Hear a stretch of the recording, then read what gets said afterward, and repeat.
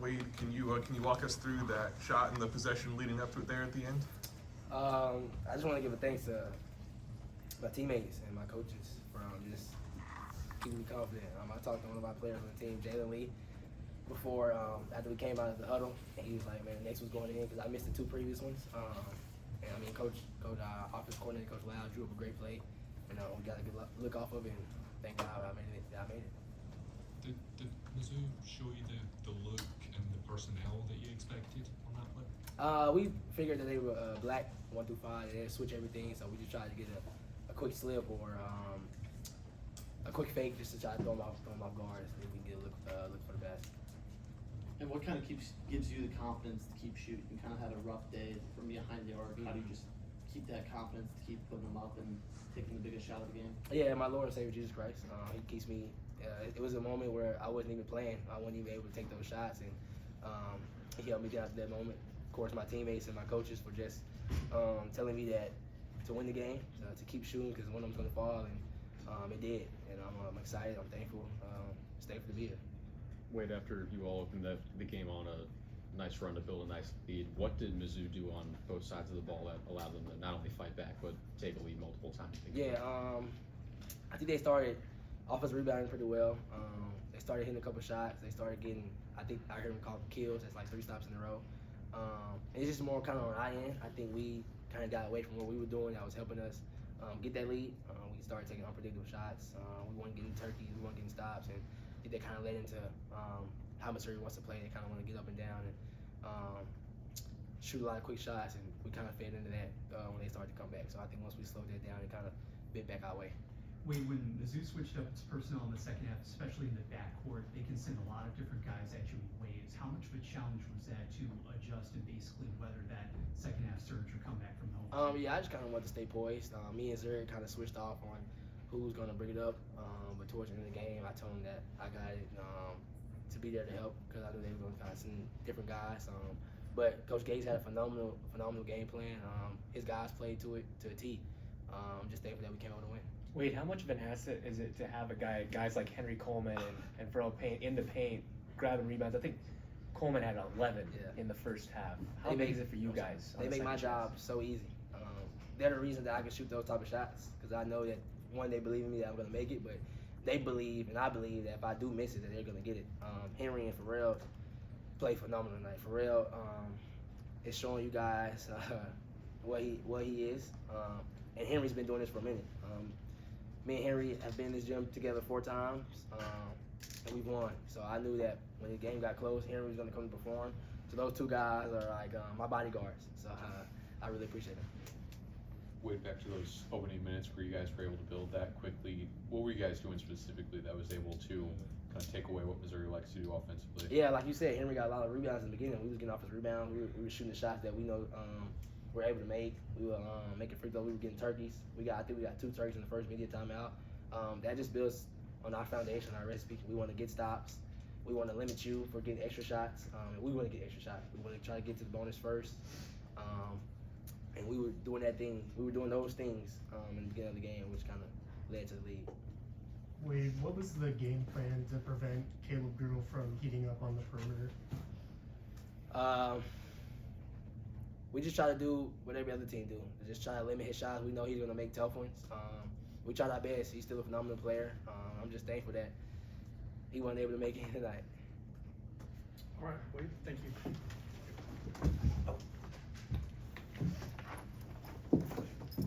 All right, we'll go straight to questions with Buzz.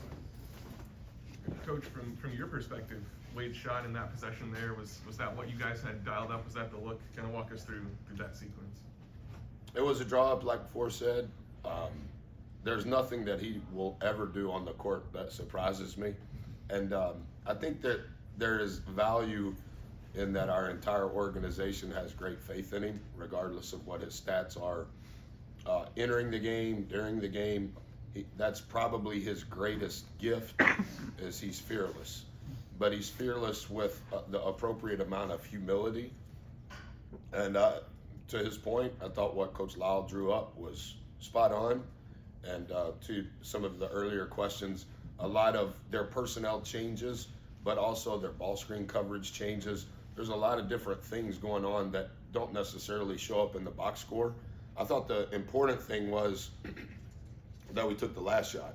Considering all that had transpired, particularly in the second half, we wanted to make sure that it was the last shot. And Andy is probably our best decision maker that has some level of size. And I thought how he handled the options in that, he's deserving of that credit too. Coach, this marked the end of a 5-game stretch in which you played 4 away from home. The only blemish was that 1-point loss at Texas. So what are some of the biggest takeaways that you have from this mini gauntlet before you get back to Reed Arena? We're looking forward to being back at home. We appreciate the people that support us when we play at home and on the road. January was a lot. I think January, whether I'm not speaking for Coach Gates or any other coach, I think history will say that this is statistically the best league ever. And so every organization is fighting for almost invisible margins, home or on the road. Obviously, if you have a choice, you would prefer to be at home.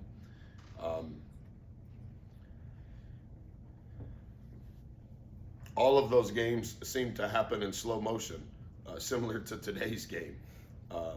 You don't necessarily ever think that it's over, ever, and you don't necessarily think that this possession is not the most monumental possession of this game, because I think that was our 10th game decided by 5 points or less. I know that that's a little bit more than your question, but some level of just being comfortable in the uncomfortableness of what this has become. Coach, you're wearing the Rally for Ryan shirt. Yeah, thanks for seeing it. Yeah. What does that foundation, what's your familiarity with the foundation? And they've just crossed the $1 million threshold for their 10 years of existence.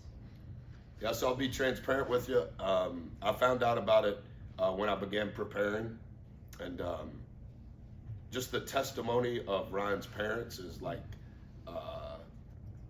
changed my heart. And so I didn't know until Coach Gates and I were texting yesterday as we were traveling that it was Coach Luce's daughter. I didn't know that. I used to write Coach Luce's dad when I was younger than you. And I used to write Coach Anderson prior to his appointment as the head coach at Missouri. But when I was researching the story of Ron, I didn't know that her dad was coach. And I didn't know her granddad was coach either.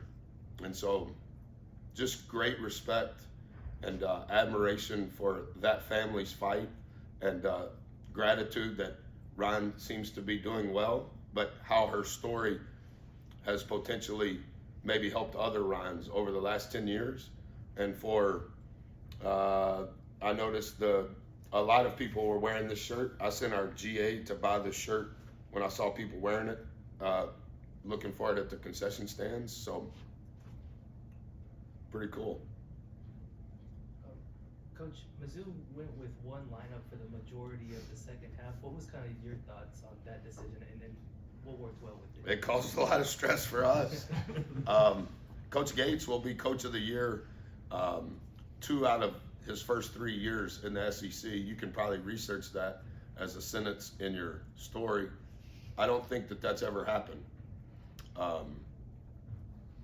It for sure hasn't happened considering the adversity that they fought through last year with the injuries and all of those things. I think he may be the most underrated head coach in the country. And I love Desiree. You guys probably know a little history on that.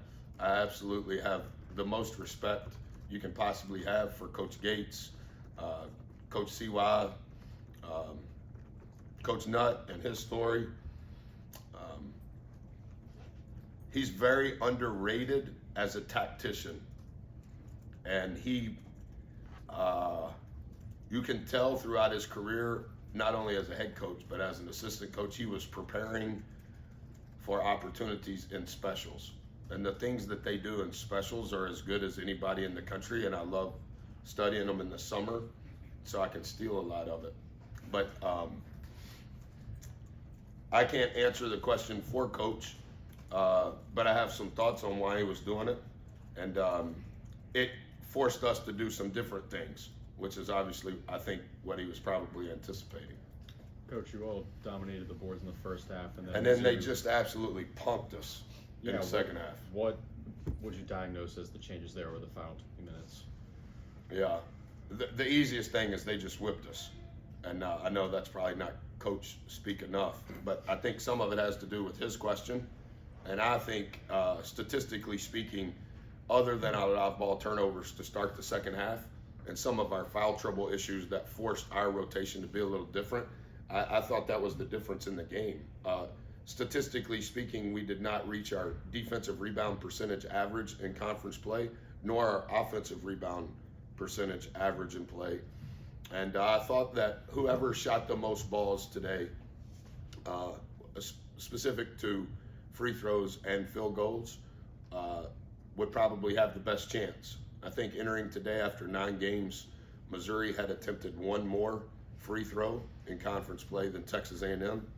And from a turnover situation, I think they had committed one more turnover than we have. And so when you looked for us from a statistical standpoint, what lever could we pull and have a chance, it would have been on the glass. And through our first 9 games, and a lot of those games, that was probably the lever that gave us a chance. And in the second half, that completely went away. I think in the first half, our offensive rebound percentage was 50%. For the game, it finished at 34%. So I would say it was statistically our worst half on the glass from an offensive rebounding standpoint. And in the first half, we were in the mid to high 70s, I believe. That's only at halftime. And for the game, we finished at 68%. Like, that's hard to overcome, and that we shot more balls by 3 than they did. Not good. So they whipped us. Coach, Coach Gates talked about how he thought the difference in the game was your guys' ability to convert on second chance opportunities, because you guys both had 11 offensive rebounds per team, but you guys had 18 second chance points, and Mizzou had 9. What do you have to say about that? 11 to 9? It was 18 to 9 second chance and tied in offensive rebounding. You think this is right? I hope so. You know the people that keep it? Yes. You think they know what they're doing? I hope so. Yeah, I definitely think so. Then I wouldn't disagree with Coach in a one possession game. A 9-point difference is significant, and I think a lot of those numbers are skewed. My personal opinion, whether they're right or wrong. The points in the paint, is that a part of second chance points? Do you think? And do you think free throw makes are a part of getting fouled on offensive rebounds? Some of that's probably intertwined, but that is as bad as they whipped us in the first half or in the second half. Yes, sir.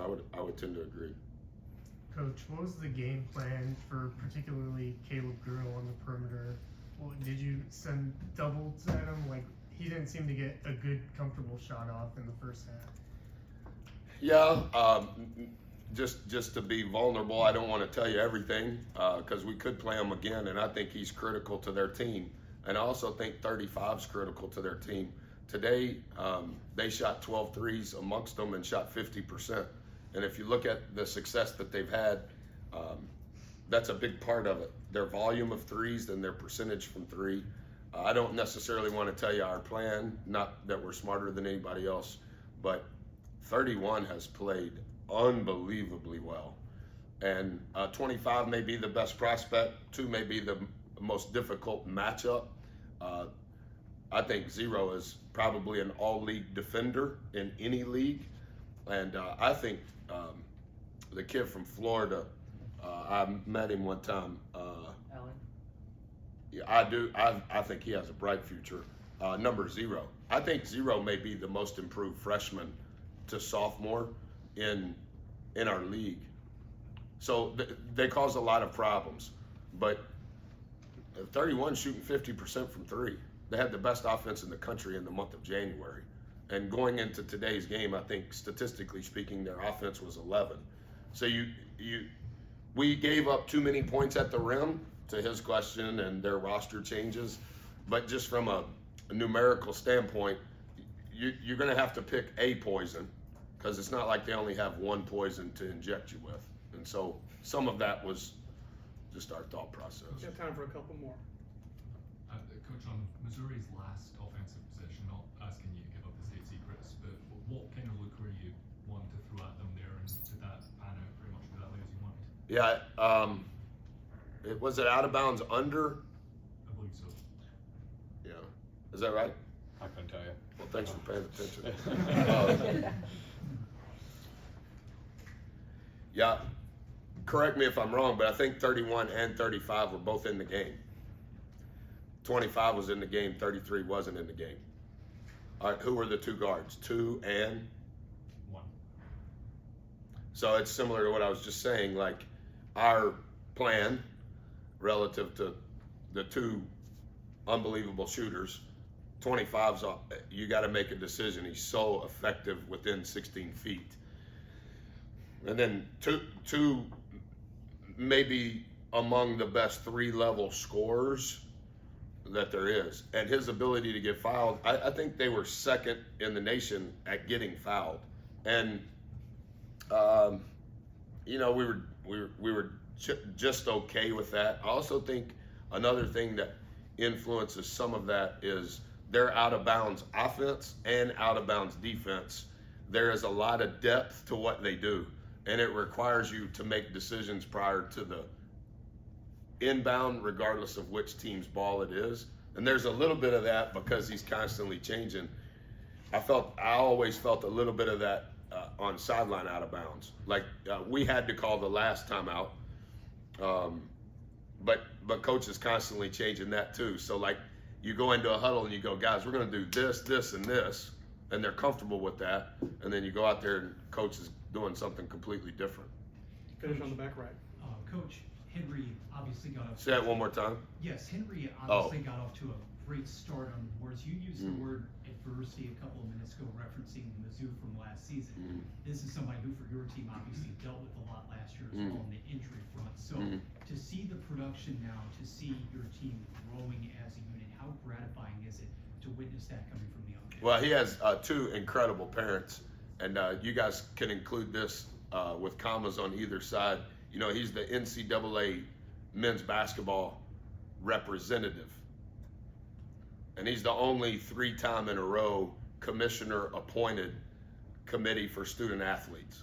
Like when you think what Barack Obama was at 22, that's who Henry is. Like just an unbelievable human being, already graduated from college. Everything about his life is pure. And I actually thought, just because I've known him for a long time, even prior to coming to College Station, I thought it was his best college game from start to finish and the impact that he had. I would say this year, that's the most he's played in any game. And in November and December, the analytics really loved him. But since we made the change because of injuries 2 weeks ago, we kind of adjusted where he started. And that's given us a little different dimension, but only because of his ability to execute and swing between both, not just offensively, but also defensively. All right, that's a wrap. All right, thank you guys. Thanks, Coach.